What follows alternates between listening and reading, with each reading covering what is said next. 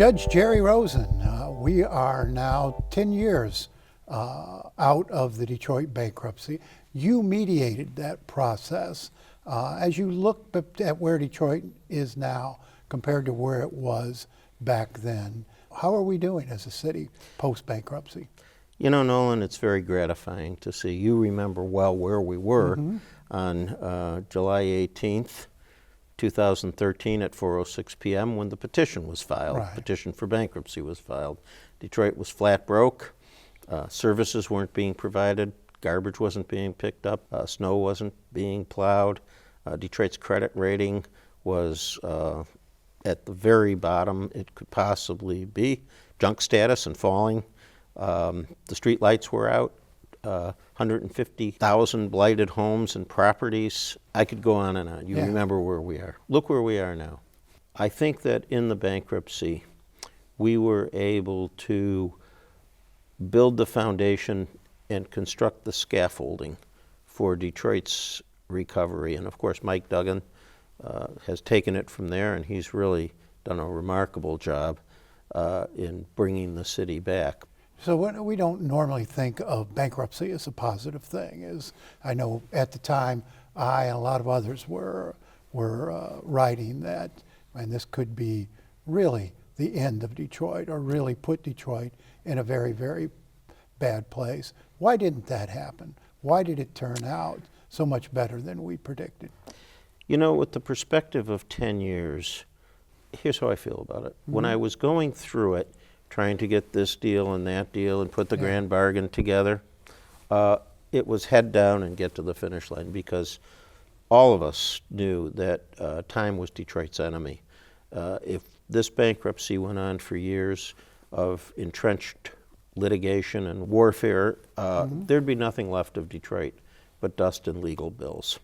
So we were all committed to getting through it as quickly and expeditiously as possible. And I think we had a unique confluence. In the book, I call it Detroit's Big Bang Theory, of people and events coming together to rescue a great city. But people were committed. And also, we had people like Governor Snyder, who had the political will to make the difficult decisions, first to put the city into bankruptcy, and then to make the difficult decisions when we were in bankruptcy on how to prioritize the issues to help ensure Detroit's recovery. Well, the book is The Grand Bargain, the inside story of Detroit's dramatic journey from bankruptcy to rebirth. Talk to me about the title, The Grand Bargain. What was the Grand Bargain? So the Grand Bargain was actually a three-legged stool. And the idea, which I doodled on the cardboard backing of a legal pad, and amazingly, quite almost miraculously, that piece of cardboard is now hanging in the Detroit Institute of Arts as the solution to the largest municipal bankruptcy in history. But the Grand Bargain, the idea was to take the art at the DIA, the art collection, which was really the city's only real asset. And the creditors wanted at that asset, right? They did. They wanted to liquidate it. In fact, one of the creditors hired an appraiser who came up with a plan to carve up the Diego Rivera murals, carve them up and sell them off piecemeal. So the art was at risk at the DIA, but also the pensions of city retirees. And the Grand Bargain that you put together, that you doodled out, as you say, saved both. How did it work, and what were the elements? So when we started, I realized the city had no real assets other than the art. And I also knew that the retirees, Kevin Orr, the emergency manager, was threatening 35 to 40% cuts to the pensions of the civilian and uniformed retirees. And that would have been a disaster. So I began to think of the bankruptcy as bookended by, on the one hand, the art as the only asset, and on the other hand, the retirees as the largest single group of creditors, but also there were political implications, racial implications. You may recall that many people were saying that the art was the preserve of the wealthy suburbs, and why not just sell it and everything will be fine. I thought that was a terrible idea for many reasons, not the least of which was Detroit had been cannibalizing its heritage to mortgage its future for decades. And where had it gotten us? If we had liquidated one of the great artistic treasures in the world, and I should parenthetically add last year and this year, the museum was chosen as the #1 art museum in the country. But if we had liquidated the museum, I felt like it would be the exclamation point on Detroit's obituary. Jerry, what was the third leg of the stool? So the three legs were the state's $350 million commitment, $380 million from the foundation, and the third leg of the stool was the DIA itself. We all felt, certainly the state, the governor, legislators, and even the foundations who were contributing felt that the DIA had to have some skin in the game. And you talk about that story in the book, and you call it the most expensive breakfast perhaps in history, the putting together of the deal to get the DIA board to put in their contribution. What did that take? We'd gotten the commitment from the state, we'd gotten the commitments from the foundations, but both the state and the foundations were requiring to, as they put it, requiring the DIA to have some skin in the game. Right. So I gently started negotiated with Gene Gargaro, who was the chair of the board of the DIA at the time, and initially, we first got them up to about $50 million. It was very painful because they were under some stress financially. First got them up to $50 million, and I knew that probably wasn't going to be enough. So I called Governor Snyder and I told him that we'd had a soft commitment of $50 million from the DIA, and he said, well, you know, I'm going to be getting an award from a group called the Americans for Art in Washington at the end of the month. I'm going to invite Gene to go with me and I'll talk to him. So he did. The night before he went to Washington, I got a call from the governor. You know, my BlackBerry lit up and he said, guess what I've been doing for the last couple of hours? I said, I don't know, Rick, what?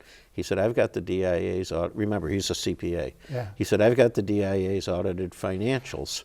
I can see how we can save them $5 to $6 million a year. I said, great. What are you going to do with that, Rick? He said, I'm going to ask Gene for $100 million tomorrow. I said, Rick, get the award first.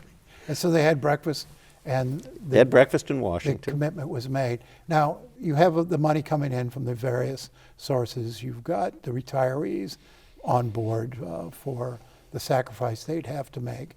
Then you had to take this to the creditors, and you talk in the book about a deal with the creditors that came together in a barber shop. The haircut at the haircut. Haircut at the haircut. We needed to get deals with the financial creditors, the folks who had been lending money to the city for decades. And the pension debt was extraordinary, over $9 billion in pension debt altogether. And we had to get deals with the financial creditors to be able to get everybody on board. And the first deal we got was with a group of it's called the UTGOs, Unlimited Tax General Obligation bonds. And we'd been negotiating with them for about 3 or 4 months, not making much progress. And I needed a haircut. I looked like Bozo the Clown.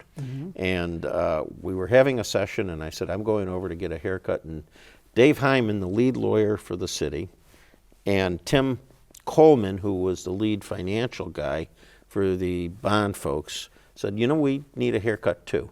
So I called Frankie, my Italian barber. I said, I'm bringing a couple friends over. Went over there, got the governor on the line on my BlackBerry, told him that we were having a negotiation, and he gave us all a pep talk. And in about 2.5 hours, we put together the outlines of the first deal that we had with a financial creditor. It turned out to be a very important mark in the bankruptcy, because once we got our first deal with that financial creditor, we were able to leverage that and get a deal with the next one, and then the next one, the next one. You guys in the media began calling it the Grand Bargain Express, and I started telling the creditors that, you know, bankruptcy is like a train waiting at the station. So you've been involved in a lot of cases over your career as a federal judge in Detroit, and Talk about how unique and how remarkable this process was in your experience. All bankruptcies, all legal cases don't go this well or turn out this well. Well, remember, I was a judge. I was actually the chief judge of our court. And when you're deciding cases, you're the decider. In the bankruptcy, Steve Rhodes was the decider, and he did an immaculate job of presiding. But being the mediator, my job was to get deals. And I quickly realized that we had to get deals so that Detroit could be able to move forward to the other side of the bankruptcy. And this was much different than deciding cases, even high-profile cases that I've had, because this was persuasion rather than, knocking the gavel down and ruling. And it's all in this book. Jerry Rosen, we thank you for being with us today. Watch One Detroit, Thursday at 7:30 p.m. You can find more at onedetroitpbs.org or subscribe to our social media channels and sign up for our One Detroit newsletter.